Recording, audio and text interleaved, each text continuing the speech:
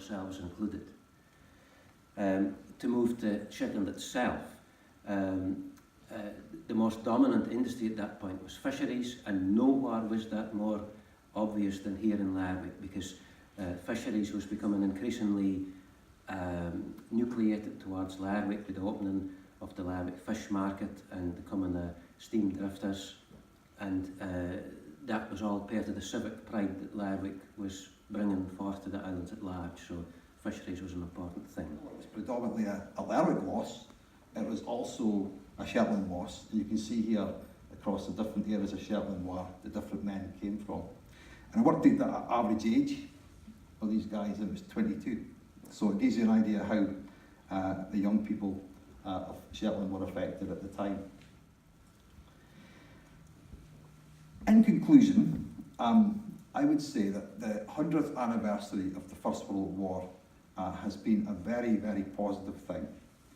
It's been reassuring to Ken that there's been an interest generated through community groups, through Shetland Family History Society, and all these groups through Shetland have made an effort to try and find out about personal stories. Perhaps the biggest regret was that perhaps not enough was asked of these men when they were here.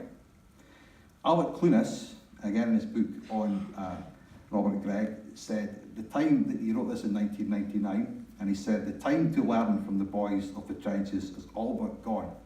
History repeatedly delivers the same harsh lesson, ask before it is too late. In 1915, there was another William Sanderson. There were two William Sandersons on that list. This William Sanderson, whose relative is here tonight, who's also called John Sanderson, that's John with an H. I think I'm right, John, in saying that William's dad was a brother to your great-great-grandfather. Yes, I think I'm right. So,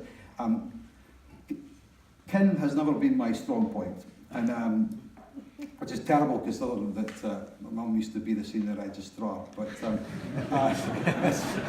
never. What William did 2 weeks after the Battle of the Ancre was really special, because he gave a vivid account of his whole experience during going over the top that day. And it's that experience where the title, thanks to Karen, Grim Red Dawn, comes from. Jim is going to read out some extracts from William Sanderson there.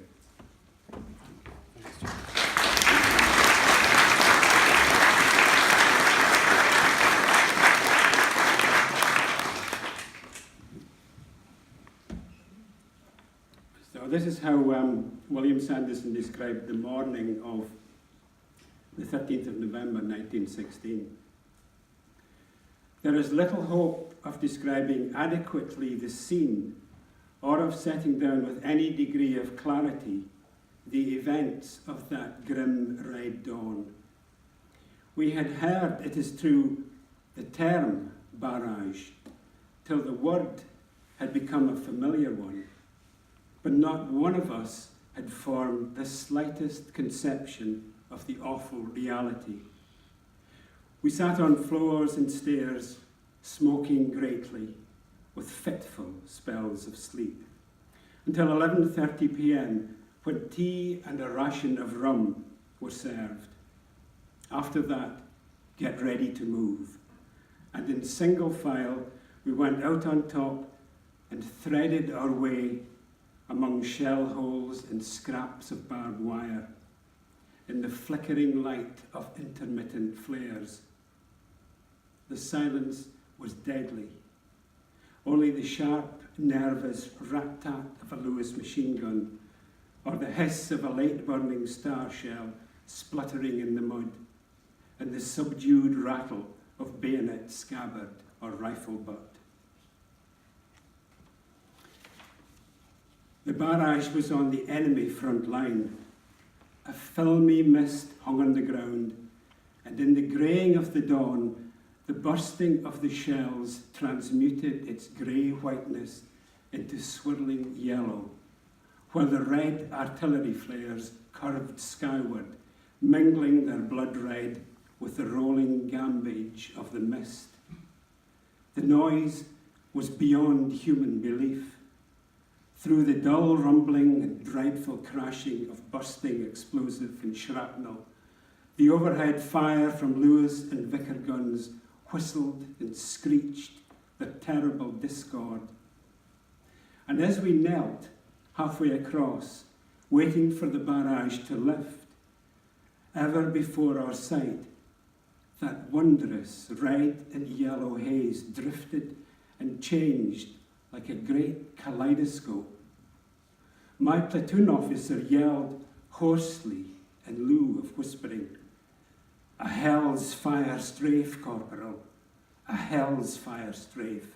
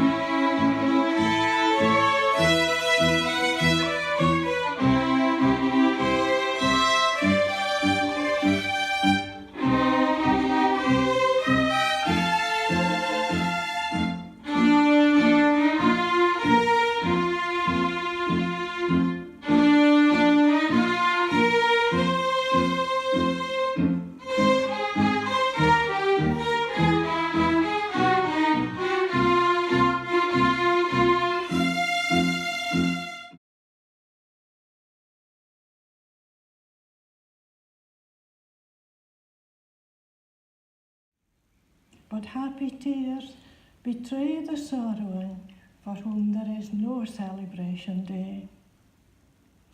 For what good is the armistice to those whose loved ones lie and rot in putrid shell holes beneath a foreign sky?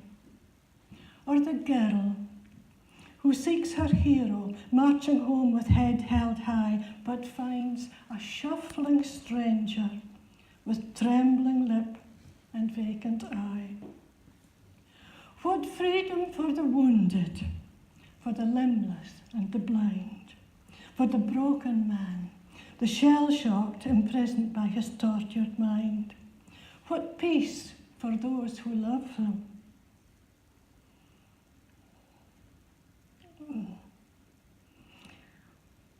What comfort can they find when all their hopes lie withered with the dreams they'd left behind? After the flag waving, after the hip hoorays, after the sounds of singing and church bells have died away, what then? So many secrets, so much they could not say, so much special courage as they face each brave new day. Mighty hooks were sunk into the creature's flesh, and ropes looped around their tails. They were hauled ashore and lined up in rows. Then began the laborious task of stripping off the thick white layer of precious blubber. As it was near to midsummer, there was no true darkness. So they worked into the night, sleeves rolled up, arms, faces and clothing spattered with blood and grease. They stopped only to eat the food that the older women had brought in straw caches, which they carried on their backs. Then they picked up their knives to slash again at the creamy white treasure that would change their lives, at least for a while. The menfolk returned from the fishing in the morning and took over the flensing from the exhausted wives and children, who after a short sleep began preparing food for the celebration, which would take place when the work was over. Every house was filled with the smell of bannocks baking on the hearth and soup boiling in the pot that hung from the crook in every chimney. That night, when the fiddles were playing and the dancing was fast and furious, Jamie moved among the crowd, listening to the snippets of adult conversation. "There no money boys thy age could bear to watch the killing," they said, ruffling his hair, "and dare to whiz right in the heart of it with thy peery knife." He'd felt brave, important, special for the first time in his life. Over the next few years, he often thought of the day of the whales, and gradually it dawned on him that the others had not been celebrating the joyous act of slaughter. Their high spirits were due to the prospect of a temporary relief from crippling poverty. Unlike them, Jamie had enjoyed every moment. More than that, the anguish in the dying creature's eyes had held for him a kind of beauty. And by the time he was a youth, he had admitted to himself that he had needs which had no place in a Christian home, for he realized that inflicting pain gave him a strange and sensuous pleasure. He knew he was different. This was his secret.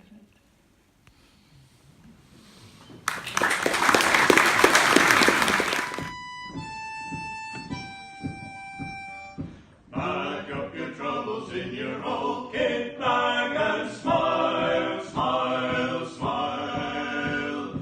While you're for Lucifer to light your fag, smile, boys, that's the style. What's the use of worrying? It never was worthwhile. So pack up your troubles in your old kit bag and smile, smile, smile. It's a long way to Tipperary. It's a long way to go. It's a long way to Tipperary, to the sweetest girl I know.